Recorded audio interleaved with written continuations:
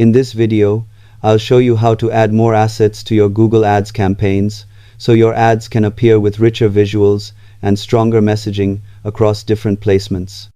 Assets like images, headlines, and descriptions help improve ad visibility and give Google more creative options to show your ads to the right audience. To begin, log into your Google Ads account and go to the main dashboard, then click Campaigns from the left menu.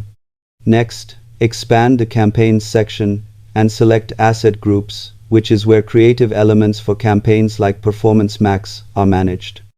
Choose the asset group you want to update and hover over the Assets column until you see the Edit icon. Click it to open the Asset Editing view. Scroll to the Images section and use the option to add new images from your device or existing library. It's generally recommended to upload a mix of landscape, square, and portrait images with clear visuals and minimal text so they can adapt well across placements. Make sure the images match your ad message and landing page for a consistent experience. After uploading, confirm the assets appear in the group and your updates are ready to run. Subscribe for more simple and practical Google Ads tutorials.